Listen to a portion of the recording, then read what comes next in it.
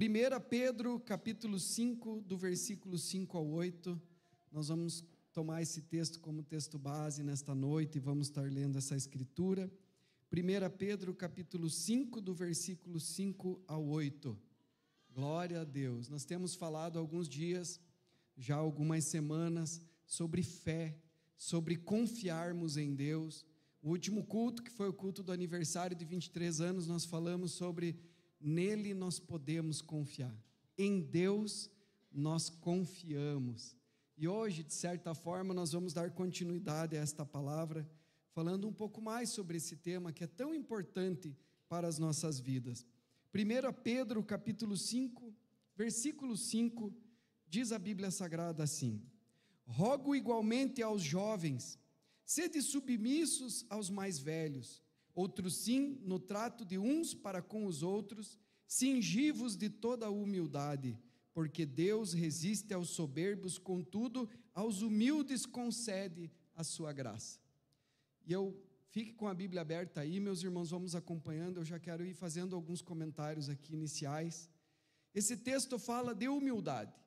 Muitas vezes o jovem tem um ímpeto, o jovem tem, de certa forma, até mesmo uma rebeldia, porque ele entende na sua força, na sua arrogância, que ele pode tudo, que ele consegue tudo, que ele é independente, que ele se garante. E o texto sagrado diz: sejam submissos aos mais velhos. Mas o texto não fala apenas com os jovens, fala com todos nós, dizendo: sede também humildes com os mais velhos, submissos e uns para com os outros, no trato uns com os outros, cingivos. Essa palavra cingivos significa se vistam, vistam-se, diz aqui o texto sagrado, todos de humildade, porque Deus resiste aos soberbos, contudo, aos humildes concede a sua graça.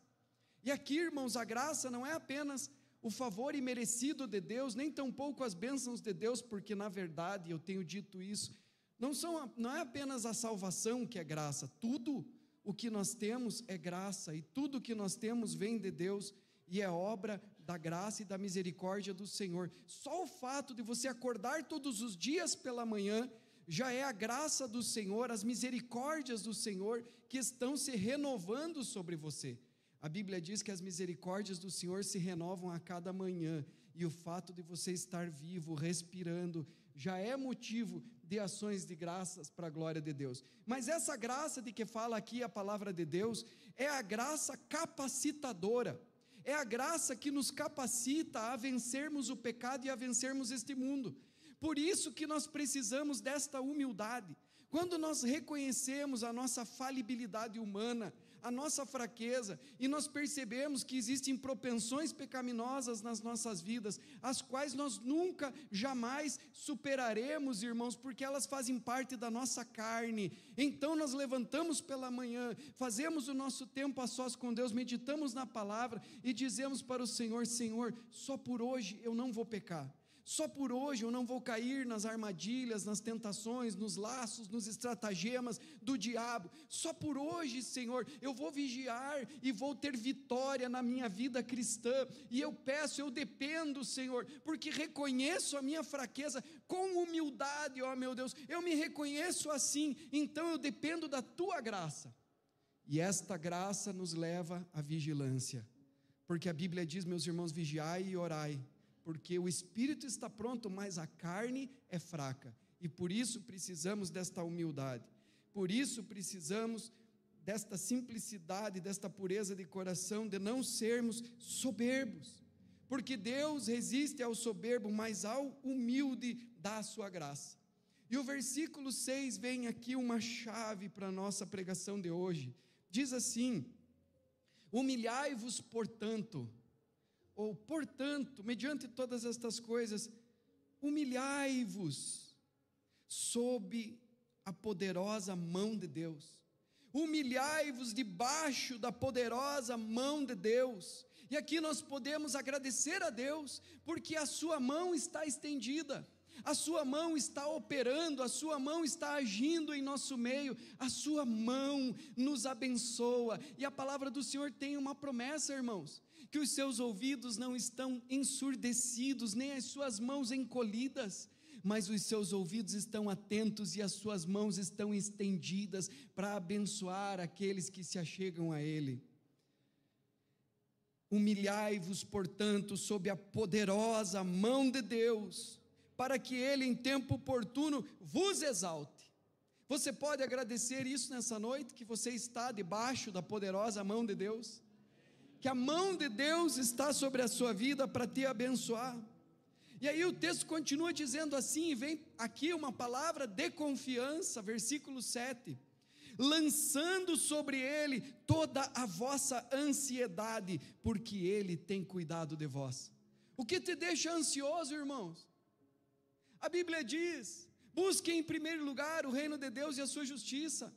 Não fiquem ansiosos por coisa alguma, não fiquem preocupados com o que é a vez de comer, com a vez de vestir, porque Deus sabe que vocês necessitam de todas estas coisas, mas busquem primeiro o seu reino e a sua justiça, e estas coisas vos serão acrescentadas. Deus tem cuidado de vós, Deus cuida da sua igreja, Deus cuida dos seus. E o versículo 8 diz assim: sede sóbrios e vigilantes. Sejam sóbrios e vigilantes. O diabo, vosso adversário, anda em derredor, rugindo como leão, procurando alguém para devorar. O nosso inimigo anda à espreita. O nosso inimigo anda em derredor, esperando que você peque, que você abra brechas, que você fale alguma coisa. Porque a palavra do Senhor diz, irmãos, que ninguém é tentado por Deus, mas nós somos tentados pela nossa própria cobiça, pela nossa própria concupiscência. Nós somos tentados por essa concupiscência. E quando a concupiscência dá luz ao pecado, e o pecado é consumado, isso produz morte espiritual. E o diabo veio para isso, o diabo veio para roubar, matar e destruir. Mas a palavra do Senhor nos diz: eu vim para que tenham vida e a tenham em abundância. Então a pergunta que eu quero fazer nesta noite para os amados irmãos: como nós cristãos podemos viver sob a poderosa mão de Deus, em uma cultura que está se tornando cada vez mais hostil a Deus? Porque este foi o tema que Deus nos propôs para este ano, semeando a cultura do reino. Pense nessa pergunta, irmãos: como nós cristãos podemos viver sob a poderosa, debaixo da poderosa mão de Deus, em uma cultura que está se tornando cada vez mais hostil a Deus? Como nós cristãos podemos servir a Deus, representar a Deus, sermos fiéis a Deus em um mundo que está cada vez mais hostil a Deus? Eu quero mostrar para os irmãos aqui uma tela que nós fizemos aqui, irmãos, para que você converse sobre isso, converse em casa, converse na sua conexão, converse com o seu cônjuge. O que está influenciando você?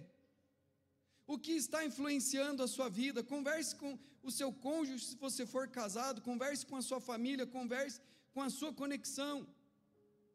O que está influenciando você? O que está influenciando a sua vida? Pergunte: o que você está sentindo quando você olha para a sua própria vida? Você está sob a influência de Deus? Ele está influenciando a maior parte das suas decisões, direcionando os seus passos, movendo suas emoções, guiando você todos os dias? O que você está fazendo diariamente? Você está mais sob a influência da cultura mundana, da cultura deste mundo, deste século, do sistema deste mundo? Ou você está mais debaixo da poderosa mão de Deus? Você está mais debaixo do pensamento desta cultura? E aí eu gostaria que você pensasse nisso, irmãos. Aqui desse lado, debaixo da cultura do mundo, desse outro lado aqui, debaixo de Deus, e tem os números de 1 a 10. E você pode colocar aqui os números de 1 a 10. Como está a sua vida? Se a sua vida, de repente, você pensa assim, eu realmente não creio em Deus, nem acredito em Deus, então, obviamente, eu estou sob a cultura do mundo. Eu sou ali, então, um número 1, um número 2, porque sempre nós trazemos algo da nossa família, algo da nossa tradição, algo dos cristãos, algo que recebemos, talvez, dos nossos pais, da nossa cultura. Então, talvez um 1 ou 2. Ou você pode dizer, não, eu sou realmente apaixonado pelas coisas de Deus, eu estou sob Deus, eu estou sob Deus, eu estou debaixo de Deus, e não debaixo da cultura do mundo. Só não diga que você é um 10, irmãos, porque 10 é Jesus. Talvez você possa ser um 9, talvez um 8. E eu gostaria que vocês pensassem sobre isso. Que vocês pensassem como vocês estão nessa questão. Quando você está pensando em se divertir e você vai assistir a um filme, talvez a uma série na Netflix, ou ouvir uma música, você está intencionalmente refletindo, quando liga a televisão, quando liga o rádio, quando liga o Spotify, isso agrada a Deus? Isso vai ajudar a edificar a minha vida? Isso vai ajudar a construir a minha fé? E se a resposta for não, você pode então ficar longe disso. Se a resposta for sim, você pode se aproximar e ir na direção destas coisas. O que você diz, irmãos? O que você diz com relação àquilo que te diverte? O que te diverte está sendo influenciado pela cultura do mundo? Ou está debaixo da mão de Deus? O que você diz? Não importa a honra, não importa se é imundo, não importa, o que importa é que é engraçado, e se é engraçado, está bom o suficiente para mim. O que importa é que tem qualidade. Veja a qualidade disso que eu estou assistindo, disso que eu estou ouvindo, disso que eu estou vendo. Não importa o que fala a letra da música, não importa o que você ouve, não importa o que você lê. O que você diria, irmãos, quando você olha para o que te diverte? Vamos falar sobre o que você diz. As tuas palavras estão mais debaixo da cultura do mundo, o teu falar, o que sai da tua boca, ou está mais debaixo de Deus? Quando você abre os teus lábios, você está mais perto e embaixo de Deus? Ou da cultura do mundo?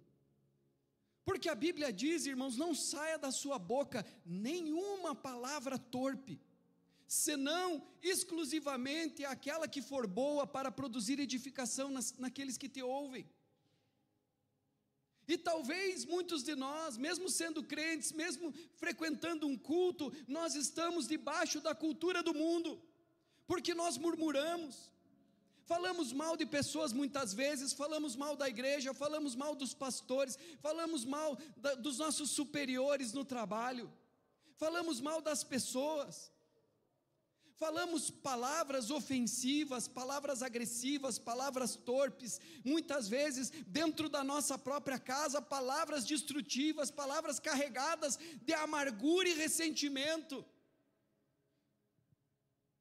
E a Bíblia diz, irmãos, que nós daremos conta de toda a palavra frívola que saiu do nosso falar, que saiu da nossa boca. Na língua está o poder da vida e da morte, e nós precisamos usar a nossa língua, a nossa boca, para produzir vida, para produzir edificação, para produzir milagre, porque nos nossos lábios, na nossa língua, na nossa boca, há um milagre. Vamos falar da sua autoestima. A sua autoestima está debaixo da cultura do mundo? ou está debaixo de Deus? Como que estão as suas emoções, a sua autoestima? Quando você não recebe um like na sua rede social, como que você se sente? Quando você não consegue usar talvez uma roupa ou uma marca, como que você se sente? Como que é fundamentada a sua autoestima? Você anda de tal forma a ser aceito pelo mundo, pela cultura do mundo, a ser reconhecido pelo mundo? Você deseja viver de tal maneira que os seus amigos do mundo, a sua patota, a sua turma mundana, aceite você, aprecie você, honre você, estime você? A tua autoestima é baseada e está debaixo da cultura do mundo, ou está debaixo do que Deus diz sobre você, da sua identidade em Deus, do valor que você tem em Deus, do valor que Deus atribui a você? Porque a palavra do Senhor diz, meus irmãos, que Deus amou o mundo de tal maneira que deu o seu Filho, Ele entregou o seu Filho. E complementando essa palavra, ele diz: como não nos dará juntamente com ele todas as coisas, se Deus assim nos ama? Então o que define você? As coisas do mundo, as coisas mundanas? A opinião das outras pessoas ou a palavra de Deus? Esse texto diz no versículo 8: sede sóbrios e vigilantes, o diabo, vosso adversário, anda em derredor, como leão que ruge, procurando alguém para devorar. Sede sóbrios e vigilantes. Você já esteve perto de uma pessoa sob a influência de álcool? Você já viu? Quando a pessoa bebe, ela fica sob a influência de álcool, mas muitas vezes ela não sabe que ela está sob a influência de álcool. E às vezes ela anda assim: não estou bêbada, não bebi nada, não estou bêbada, estou bom. E daí na porta do boteco ela encontra um cara que ela nunca viu na vida, e ela diz assim: você é o melhor amigo que eu tenho na vida, o melhor amigo, que bom que eu te encontrei. Nem conhece, mas está sob o efeito de álcool, está sob o efeito de uma bebida. E isso, irmãos, é da cultura do mundo, bebedices. Por que que os crentes não bebem? Por que que os crentes são abstêmicos? Por causa da lei do amor. A Bíblia diz: amai a Deus sobre todas as coisas e ao próximo como a ti mesmo. Pastor, mas eu tomo só um vinhozinho, não tem problema, irmão. Pode não ter até problema para você o teu vinhozinho, mas e o teu filho? Sabe que ele não vai destruir a vida? Começando com uma dose, entrando no ciclo do álcool, se tornando um problema na vida dele em algum momento. Será que não vai atrapalhar os estudos? Será que não vai atrapalhar a faculdade, festa, bebida, cerveja? E esse tipo de cultura mundana? A Bíblia fala no Antigo Testamento sobre Nadab e Abiú, que eram levitas, serviam no templo. E a Bíblia diz, irmãos, que eles encheram a cabeça de manguaça. E porque encheram a cabeça de manguaça, pegaram fogo estranho de fora do tabernáculo e levaram o fogo estranho para acender o incensário no Santo dos Santos. E sabe o que aconteceu com eles? Eles morreram. Eu pergunto para os irmãos, gostaria que vocês me ajudassem, irmãos. Quem é o templo hoje? Podem falar mais forte. Quem é o templo hoje? Nós. Vós sois templo do Espírito Santo. Vocês não sabem que o Espírito que Deus fez habitar em vocês tem intenso ciúme? E se eu sou o templo, e aquele templo que era só uma maquete, uma figura, os caras tomaram manguaça, pegaram fogo estranho, levaram para acender o incensário e morreram.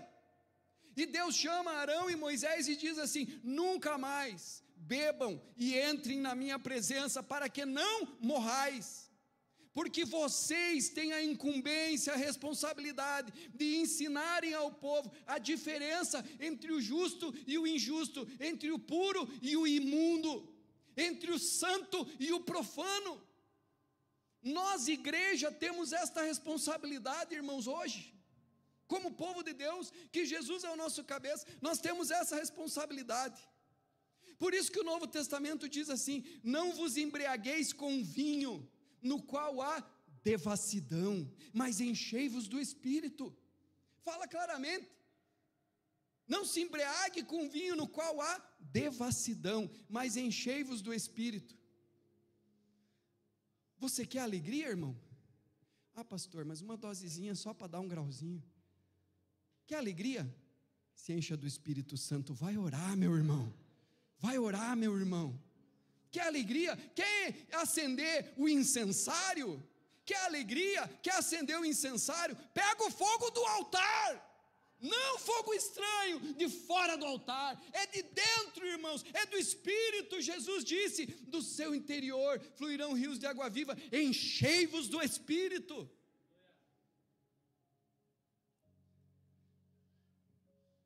Se estivermos tão intoxicados com essa cultura, que nem percebemos mais que estamos sob a sua influência. Porque não é só a bebida que nos tira a sobriedade, irmãos. Talvez essa cultura está tirando a tua sobriedade, está te envolvendo, está te hipnotizando, está te seduzindo, está te abraçando, está te sugando, e você nem está percebendo que você está perdendo a sua sobriedade. E se essa cultura mundana estiver tirando a nossa sobriedade, e se nós crentes estamos perdendo a cultura do reino de Deus, e estamos vivendo a cultura do mundo, sem perceber, inconscientemente. Mas Daniel resolveu, diga comigo, Daniel resolveu. E o contexto dessa passagem de Daniel que eu vou ler para os irmãos, é que por causa do pecado, irmãos, Israel, Jerusalém foi destruída, o templo foi destruído, e eles pegaram alguns judeus sábios, jovens, moços, e levaram cativos para a Babilônia. E então o rei deu ordem a Aspenaz. Diz Daniel capítulo 1, versículo 3. Disse o rei a Aspenaz, chefe dos eunucos, que trouxesse alguns dos filhos de Israel, tanto da linhagem real como dos nobres, jovens, sem nenhum defeito, de boa aparência, instruídos em toda a sabedoria, doutos em ciência, versados no conhecimento, e que fossem competentes para assistirem no palácio do rei. Ele lhes ensinasse a cultura e a língua dos caldeus. Eles iam passar por uma aculturação. Na cultura e na língua dos caldeus, eles iam ter que aprender uma nova linguagem. O que a Babilônia queria colocar neles é a cultura. Pode deixar ali a tela, irmão. A cultura do mundo. Queria que eles estivessem debaixo da cultura do mundo. E diz o texto no versículo 5: determinou-lhes o rei a ração diária das finas iguarias da mesa real e do vinho que ele bebia, e que assim fossem mantidos por 3 anos, ao cabo dos quais assistissem diante do rei. Entre eles se achava dos filhos de Judá Daniel, que foi mudado o nome para Ananias, Misael, que foi mudado o nome para Azarias. O chefe dos eunucos lhes pôs outros nomes, a saber, Daniel, o de Beltesazar, e Ananias, o de Sadraque, Misael, o de Mesaque, e Azarias, o de Abdenego. Eles trocaram os nomes deles, irmãos, mas eles não ligaram para isso. Não tem problema, pode mudar nosso nome, porque isso é só um rótulo externo. Mas quando tocou na questão do sagrado, olha, vocês vão ter que comer essa comida aqui da mesa do rei, esses manjares que são oferecidos aos deuses. Aí diz o texto no versículo 8: resolveu Daniel firmemente não contaminar-se com as finas iguarias do rei, nem com o vinho que ele bebia. Então pediu ao chefe dos eunucos que lhe permitisse não contaminar-se. Resolveu Daniel. Nós precisamos resolver, irmãos. Debaixo de quem que nós vamos ficar? Eu me lembro quando eu me converti, irmãos, para um jovem da minha idade, 20 anos, as tentações são muito grandes. E por causa disso, eu fazia todos os dias o meu TSD, levantava de manhã, já pegava a minha Bíblia, lia, fazia anotações, meditava na palavra, pedia graça para Deus, para resistir ao mal. À noite eu orava novamente, várias vezes durante o dia eu me conectava com períodos curtos, orações curtas diante de Deus. Resolvi, porque compreendi a palavra, me manter sexualmente puro até o casamento. E até o meu casamento eu me mantive puro.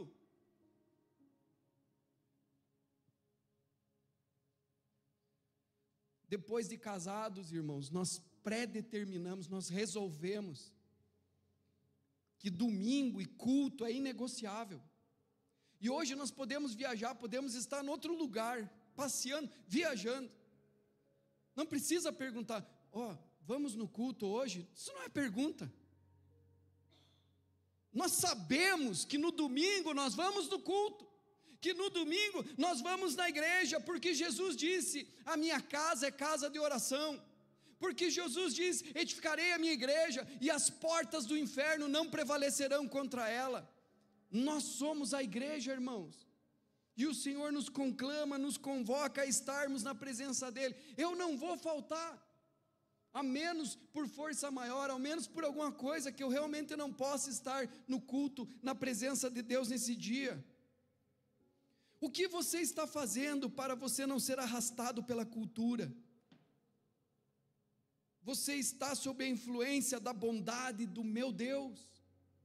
Ou você está sob a influência desse mundo? Se existe alguma diferença entre a cultura do mundo e a cultura de Deus, irmãos, é como noite e dia, é como claro e escuro. O que a cultura desse mundo faz todos os dias? Ela está tentando nos seduzir, ela está tentando invadir a nossa vida, e muitas vezes nós simplesmente aceitamos, simplesmente nos acostumamos com isto, somos sugados por isto, somos abraçados, sem nem percebermos que nós estamos vivendo sob a influência, não da mão de Deus, mas da cultura do mundo. E a cultura do mundo, sabe o que diz? É tudo sobre você. Você vai chegar a qualquer lugar, você tem que se colocar em primeiro lugar, vá grande. Mas Jesus diz, negue-se a si mesmo, negue-se teu ego, negue-se teu eu, considere os outros superiores a você mesmo. A cultura diz, consuma, pegue, acumule. Jesus diz que o caminho mais abençoado é o caminho de dar, porque mais bem-aventurada coisa é dar do que receber. Você pode fazer a diferença, irmãos, lutar contra a atração dessa cultura e dar um passo na direção das coisas de Jesus. A cultura diz que nós temos que odiar aqueles que não são como eu, aqueles que não acreditam no meu partido político, que não votam igual a mim. Odeie aqueles que são diferentes. A cultura diz, odeie aqueles que te machucarem, fale mal deles, amaldiçoe aqueles que te maltratarem. Jesus diz, abençoe aqueles que te amaldiçoarem, ame aqueles que te odeiem, noite e dia, escuridão e claridade. A cultura diz, busque as coisas deste mundo. Jesus diz, busque a santidade, busque em primeiro lugar o reino de Deus e a sua justiça. Como, irmãos, nós vamos viver em uma cultura cada vez mais hostil a Deus hoje? Só vou pedir para você pensar nisso e para você dar um passo na direção de Deus e perguntar para Deus, de que lado que eu estou, como é que eu estou, Senhor? Eu estou aqui? 1, 2, 3, 4, 5? Ou eu sou um 9, um 8? Deus vai revelar, irmãos. Por isso, se você percebe alguma coisa, se humilhe debaixo da poderosa mão de Deus, porque Ele vos exaltará. Vamos falar sobre o dinheiro. Mateus capítulo 6, versículo 24, Jesus falou sobre o dinheiro. Mateus capítulo 6, versículo 24. Abra comigo aqui, irmão. Ninguém pode servir a dois senhores, porque ou há de aborrecer-se de um e amar ao outro, ou se devotará a um e desprezará o outro. Não podeis servir a Deus e às riquezas. Eu ouvi um testemunho de algumas pessoas que trabalhavam na Intel, e em certo momento da história da corporação, a Intel resolveu colocar 2 diretores na ponta da pirâmide. E aí as pessoas começaram a receber ordens de 2 diretores, e eles tinham que obedecer a 2 diretores. Mas o testemunho é que com o passar do tempo, as pessoas acabaram escolhendo um, se dedicando a este, obedecendo a este e desprezando a outro. Isso aconteceu naturalmente. Então as coisas não estavam dando certo e eles chamaram uma empresa de consultoria para ajudar. E a empresa chegou ali e disse: mas o que vocês estão fazendo? Está tudo errado, dois líderes, não pode, não dá certo. E eles precisaram de uma empresa de consultoria para falar algo que Jesus já fala há mais de 2000 anos. Não podeis servir a 2 senhores, porque ou você há de se aborrecer-se de um e amar o outro, ou você se devotará a um e desprezará o outro. Não podeis servir a Deus e às riquezas. Só que nesse caso, irmãos, Jesus não está falando do organograma de uma corporação, de uma empresa, Ele está falando sobre a minha vida, Ele está falando sobre a sua vida, que nós não podemos ter 2 senhores, 2 mestres, nós só podemos ter um Senhor, e você precisa escolher, se você vai estar sob a influência do mundo, viver sobre a influência do mundo, ou viver sobre a influência e debaixo da mão de Deus. Você precisa escolher quem é o teu Senhor verdadeiramente. E aí Jesus traz aqui a segunda declaração bombástica, e nós precisamos sentir o peso disso. Ele diz: você não pode servir a Deus e a isso. Só que aqui, irmãos, a palavra que Jesus usa é mamon. Porque Jesus não encontrou uma palavra compatível, correspondente na língua grega, visto que o Novo Testamento foi escrito em grego koiné. Então ele usa uma palavra do aramaico, mamon, que não significa dinheiro.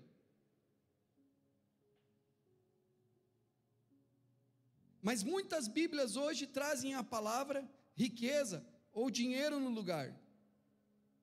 Nem na nossa língua portuguesa, nem no grego, não tem uma palavra compatível à palavra mamon. Então Jesus usou a palavra mamon, do aramaico. Sabe por quê, irmãos? Porque o dinheiro em si pode ser usado para as melhores coisas, para o maior bem no reino de Deus, ou você pode usá-lo para algo mal, certo? Pode ser destrutivo em sua vida, como pode ser benéfico para você. Talvez alguém aqui está resistindo hoje, dizendo assim: mas a Bíblia diz que o dinheiro é a raiz de todos os males. Mas você sabe, irmão, que o texto sagrado não é isso que diz. 1 Timóteo capítulo 6, versículo 10, não diz que o dinheiro é a raiz de todos os males, mas diz: o amor ao dinheiro é a raiz de todos os males. Então, o amor ao dinheiro é a mesma coisa que Jesus está falando quando ele usa a palavra mamon. Não podeis servir a 2 senhores, não podeis servir a Deus e a mamon. Mamon não é o dinheiro. Mamon é um espírito demoníaco e um Deus falso.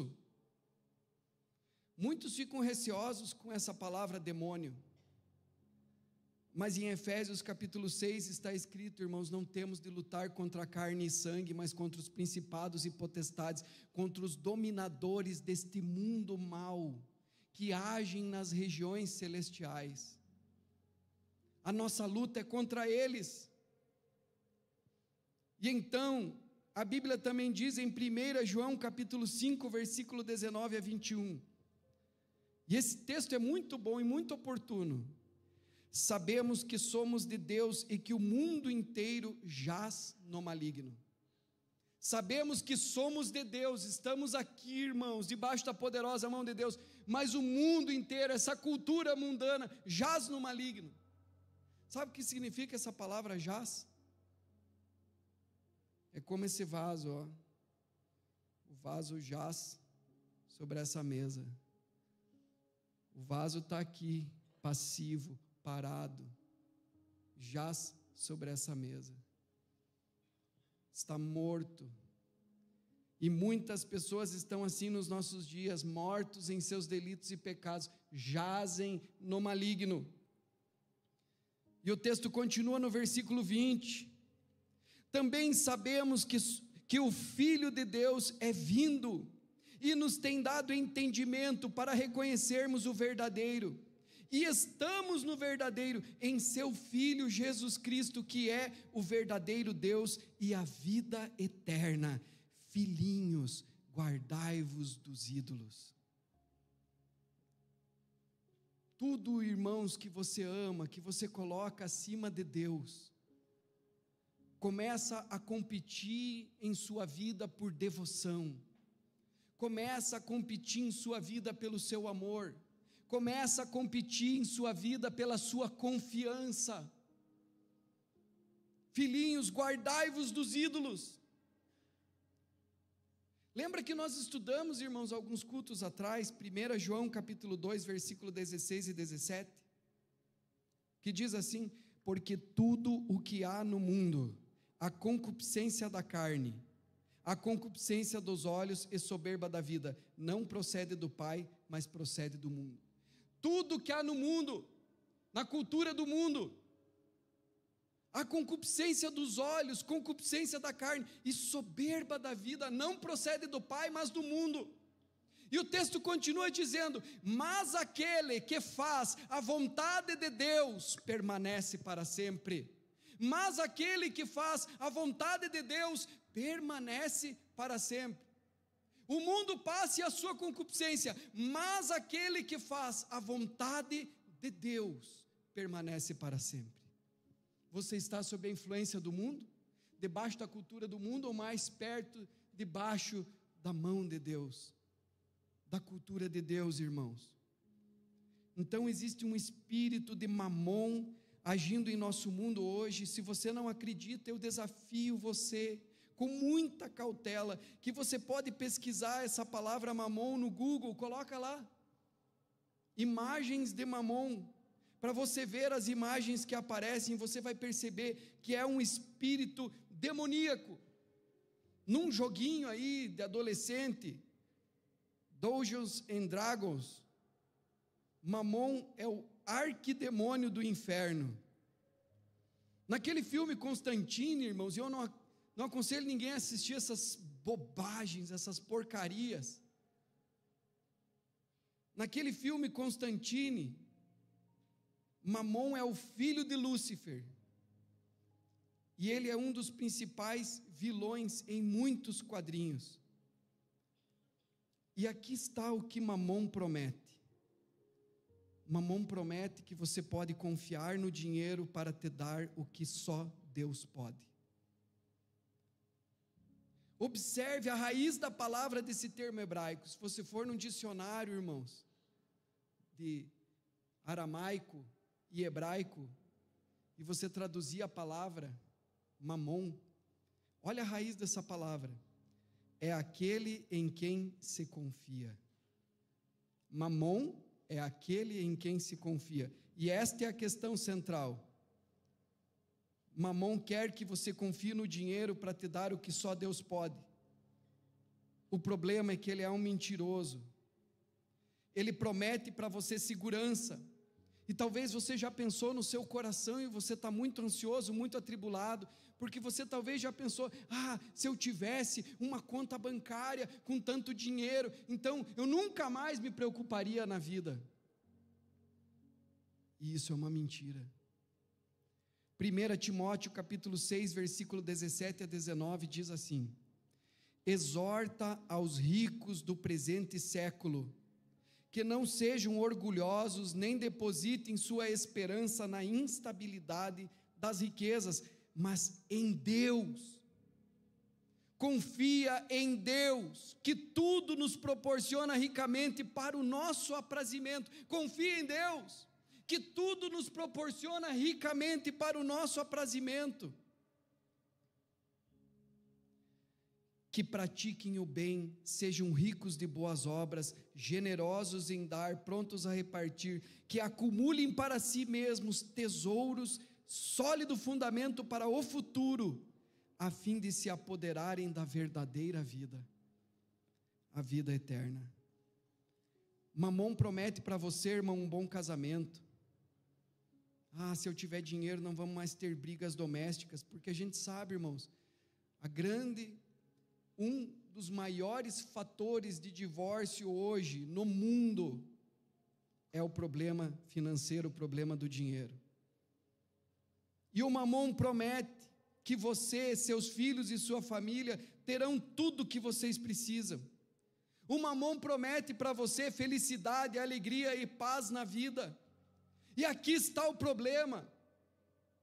Ouça, irmão, só Deus pode lhe dar segurança, só Deus pode lhe dar um casamento verdadeiramente abençoado, só Deus pode dar à sua família e aos seus filhos aquilo que realmente eles precisam. Você acha que eles precisam disso, daquilo e daquilo outro, mas só Deus pode dar realmente o que eles precisam, e eles precisam do Senhor. Precisam do Senhor para que tenham felicidade, para que tenham alegria, para que tenham paz na vida. Mas o Mamon promete que se você tivesse um pouco mais de dinheiro, você poderia fazer todas estas coisas sozinho e não precisaria de Deus. Sabe o que está escrito no dinheiro americano, irmãos? Se você olhar do lado de trás da nota do dinheiro americano assim, arco, está escrito In God we trust, que significa em Deus confiamos. Em Deus confiamos. Esse é o lema nacional dos Estados Unidos e do estado da Flórida. Que Deus fornece tudo para as nossas necessidades e não o dinheiro.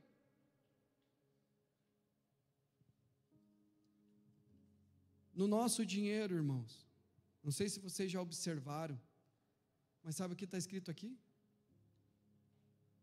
Se você olhar, está escrito aqui: Deus seja louvado. Deus seja louvado. Muitas pessoas hoje têm a sua vida dominada por esse espírito de Mamon.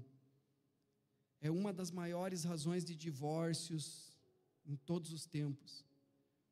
Muitas crianças sofrem opressão dentro dos seus lares. Talvez você aqui possa lembrar da sua infância, de ver os seus pais sentados numa mesa, numa mão uma pilha de notas, de boletos, de dívidas, na outra mão o extrato bancário, e eles estão brigando por causa de dinheiro.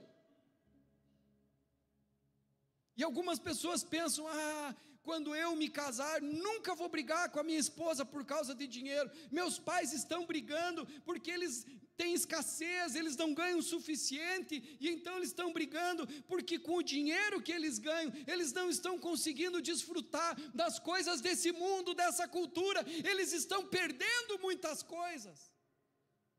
E pensando nisso, irmãos, muitas pessoas trabalham, se esforçam, e às vezes chegam a ganhar 4 vezes mais ou muito mais do que os seus pais. Mas pouco tempo depois eles se casam, e de repente eles começam a trazer o mesmo padrão, as mesmas brigas e repetir os mesmos erros dos seus pais, e de repente eles estão lá brigando, o casal se separando, por causa do que, irmãos? Por causa de dinheiro. Ah, você comprou esse carro, você está gastando com isso, você está gastando com aquilo, você está gastando com esse teu hobby. Não, e você? O problema é você, olhe com o que está gastando. E as pessoas estão colocando a sua confiança nisso. E pensam, se nós trabalharmos mais e ganharmos mais, podemos ter muito mais que os nossos pais tiveram. Ter as coisas que nossos pais perderam. E então centram suas vidas no consumo e vão consumindo pela medalha de ouro. Ah, nós temos a casa, nós temos os carros, nós temos as viagens, nós temos as férias. Mas nunca é suficiente, irmãos. Na semana passada eu falei para os irmãos aqui, você nunca vai ter dinheiro suficiente. Nunca é suficiente. É como beber água salgada. Você acha que isso está te satisfazendo, mas na verdade isso está deixando você com mais sede. É o que Jesus falou para a mulher samaritana na beira do poço: mulher, se você beber dessa água, você vai voltar a ter sede. Essa água do mundo, essa água da cultura mundana. Isso que Mamon está oferecendo, mas aquele que beber da água que eu lhe der, nunca mais terá sede, porque em verdade vos digo que a água que eu dou se faz em você uma fonte que jorra para a vida eterna. E aí, irmãos, o que nós podemos fazer para destruir, para derrubar o espírito de Mamon nas nossas vidas? Nós precisamos mudar o foco. Mude o foco de consumir para doar. Mude o foco, porque o tema geral das Escrituras é amor. E a palavra amor significa doação. O amor é abnegado, o amor não busca os seus próprios interesses. A palavra amor significa caridade. Tanto que nas Bíblias mais antigas, versão Almeida, você vai ver lá em 1 Coríntios, a caridade é o dom supremo, a caridade não busca os seus interesses, a caridade tudo sofre, tudo espera, tudo suporta, a caridade jamais acaba. Então, amor e generosidade deve se tornar o valor número 1 em nossa família. Há tantas coisas práticas que levam a isso, mas eu vou dar apenas um exemplo de toda a Escritura. Deus diz que você não é dono e nem proprietário de coisa alguma. Deus diz nas Escrituras que você é um administrador, que você é um mordomo, ou melhor, que você está mordomo. Tudo é de Deus. E aí alguém pode dizer: não, mas eu ganhei dinheiro, foi pelo meu trabalho, isso fui eu que conquistei. Mamon está mentindo para você. Eu gostaria, irmãos, que você lesse Deuteronômio capítulo 8 em casa. Eu não tenho tempo aqui, mas que você possa ler Deuteronômio capítulo 8 inteiro em casa e refletir nesse texto, porque ele é libertador. Mas eu quero ler apenas os versículos 17 e 18. Deuteronômio 8, versículo 17 e 18 diz assim: não digas, pois, no teu coração: a minha força e o poder do meu braço me adquiriram estas riquezas.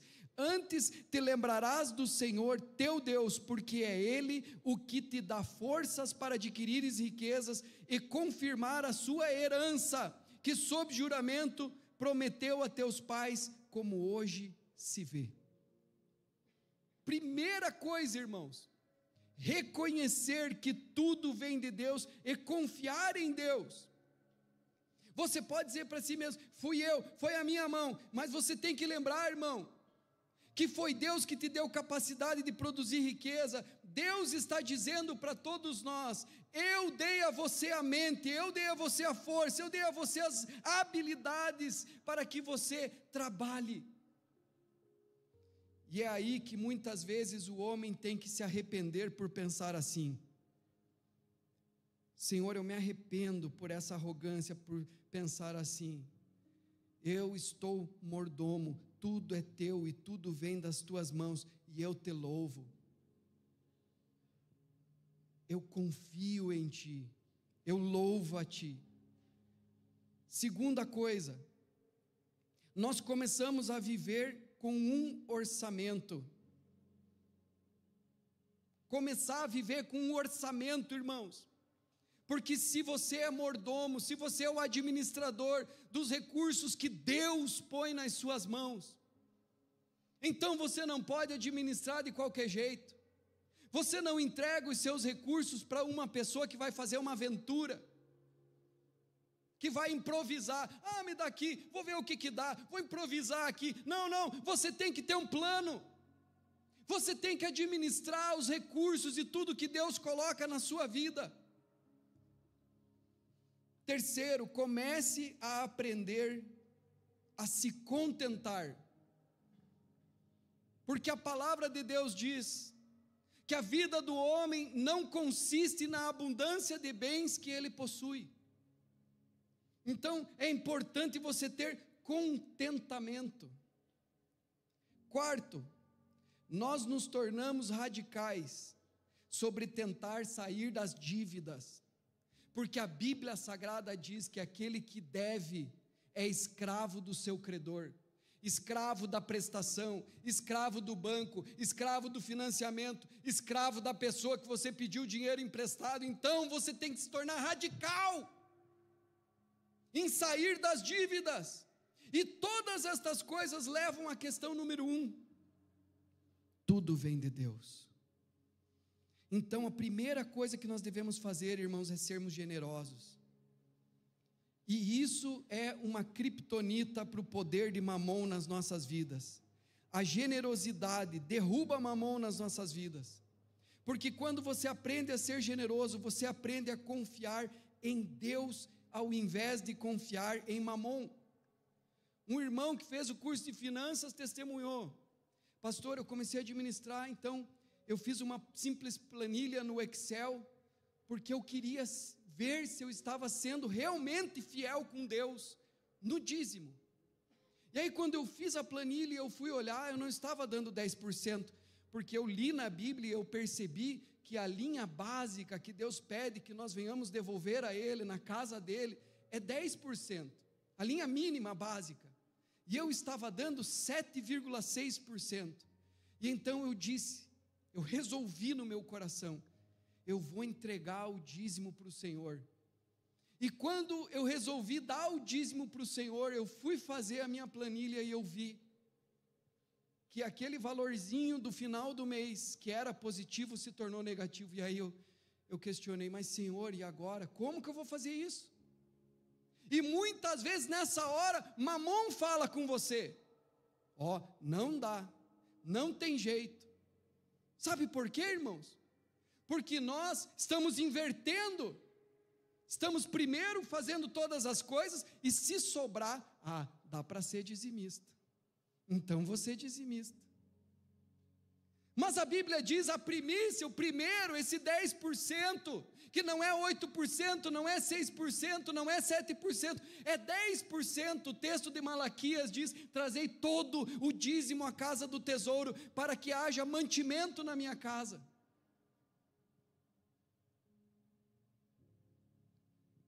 Aí a pessoa, esse irmão, disse assim: peraí, vou ver com o que eu estou gastando, porque a Bíblia diz que eu não devo gastar com aquilo que não é pão. E aí ele foi ver e percebeu: meu Deus, quanta futilidade. Irmãos, tem gente que gasta mais com Coca-Cola, com refrigerante, do que com ajudar na obra de Deus. Quando você faz a lista ali: por que eu não estou conseguindo dar o dízimo? Primeiro, porque você está dando o resto, você não está honrando a Deus com o teu dízimo. E segundo, porque o teu orçamento está errado, você não está vivendo dentro do orçamento, você não está vivendo dentro do 90% que Deus proveu para você viver. E quando você organiza as tuas finanças e você tira por primeiro o dízimo, aí a conta fecha, aí dá certo, porque Deus não é dono apenas desse 10% que Ele pede para nós devolvermos. Deus é dono do 90%, porque você é mordomo. E Ele quer que o teu 90% seja bem administrado, irmãos. E muitas vezes nós estamos gastando todas as coisas naquilo que não é pão. E Mamon está mentindo, não deu dízimo, você não pode confiar em Deus, você tem que confiar em mim, você tem que confiar no dinheiro. Perceba nas Escrituras, que o único lugar em que Deus diz, faça prova de mim, é na questão do dízimo. Não precisava, irmãos, porque se Deus falar, eu vou fazer, Ele vai fazer. Ele não é homem para que minta e nem filho do homem para que se arrependa. O que Deus diz não cai por terra, irmãos, passarão céus e terra, mas as minhas palavras não passarão. Agora, se você disser alguma coisa, diz a Bíblia, seja o teu sim, sim, e o teu não, não. O que passar disso é de procedência maligna. É o demônio que diz, não, é desse jeito, mas daí não é bem assim. Não é bem assim, eu falei, mas não é bem, não, irmãos. Deus não é assim, então Deus não precisava ter dito nada mais, só dito, traga, que eu vou fazer. Mas Ele, nesse assunto, Ele disse, talvez porque Ele sabia, que a palavra mamon significa, na raiz da palavra, aquilo em que se confia. Essa é a raiz, não podeis servir a Deus e a mamon, disse Jesus, aquilo em que se confia. E aí Jesus diz assim, traga os dízimos à casa do tesouro, para que haja mantimento em minha casa, e depois façam prova de mim. Façam prova de mim, diz o Senhor, confie no Senhor. Às vezes, irmãos, a saída primária é baixar um pouco o padrão, não gastar mais do que você ganha, porque a Bíblia diz que isso é uma estupidez. Gastar mais do que ganha não é sábio.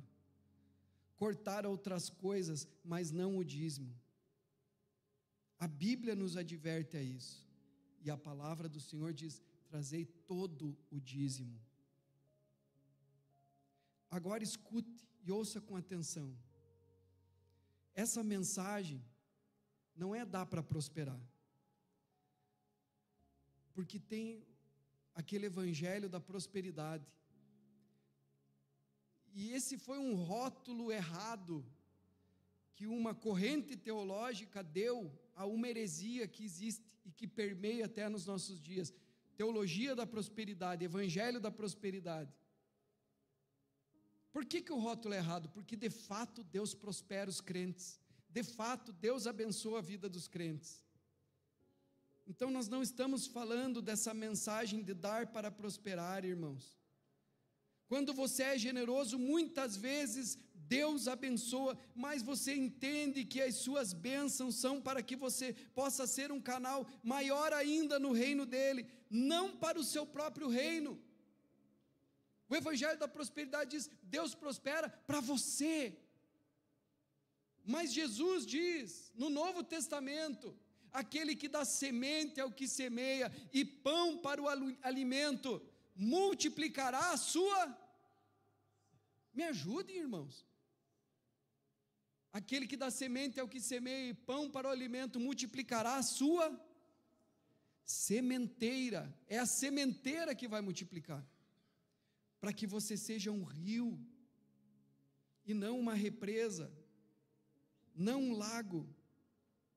Deus abençoa para a glória dele, irmãos, e quando Ele nos abençoa também financeiramente, o que muitas vezes Ele faz quando nós somos generosos, isso é apenas para que possamos fazer mais, e entendermos que as bênçãos de Deus nem sempre são financeiras.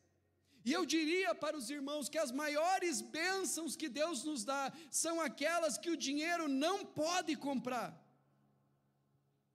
Talvez agora você deve estar pensando assim, agora o pastor vai começar a pedir dinheiro, pedir para nós darmos dinheiro, mas certamente eu não vou fazer isso, irmãos. Mas eu te amo demais para não te desafiar a fazer algo com a palavra de Jesus. Ele disse que você não pode servir a dois, a Deus e a Mamon. Então eu quero perguntar a você hoje, a quem você está servindo? em quem você confia. E você pode dizer, bom, mas como que eu vou saber?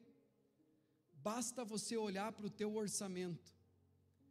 E se você não tem um orçamento, olhe para o seu extrato bancário e veja com sinceridade, e o teu extrato bancário vai revelar, irmãos, quando você vê como você está gerenciando os recursos que Deus lhe deu. Isso diz se você confia em Deus ou se você confia em Mamon. E eu estou dizendo, Mamon destrói as nossas vidas. E eu desafio você hoje a confiar em Deus. Vamos nos pôr em pé, irmãos? Confiar realmente em Deus. Talvez você que está aqui, Deus te abençoou. Mas isso começou, essa bênção, começou a tomar o teu coração. E hoje você talvez precise dar um passo a mais em generosidade.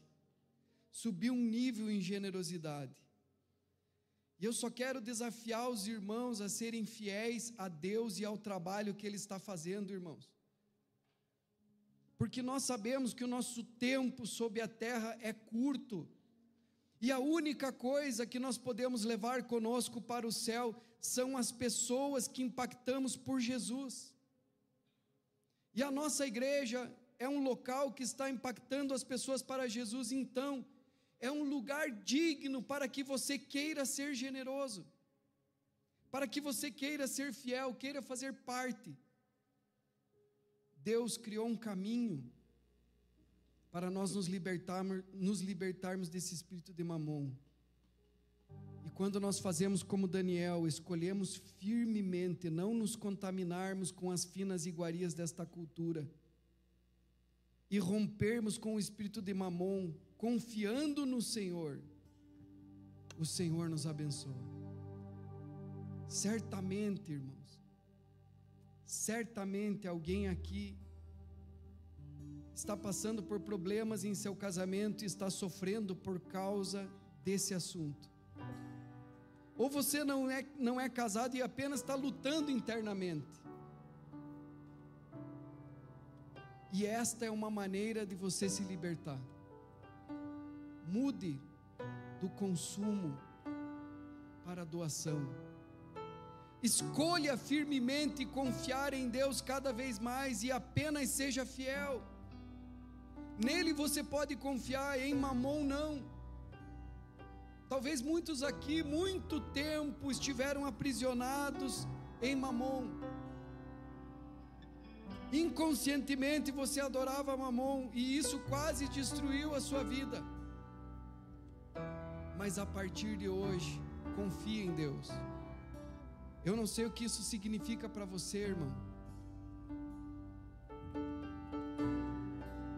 Mas talvez signifique para alguns que nunca confiaram no Senhor com um dízimo, que você possa hoje resolver firmemente no seu coração: eu vou ser fiel a Deus nessa área da minha vida, eu vou confiar em Deus, não vou mais confiar nesse mundo, nessa cultura, não vou mais confiar nesse espírito maligno, nesse Deus falso que é o dinheiro. Eu confio em Ti, eu confio em Ti. Feche os teus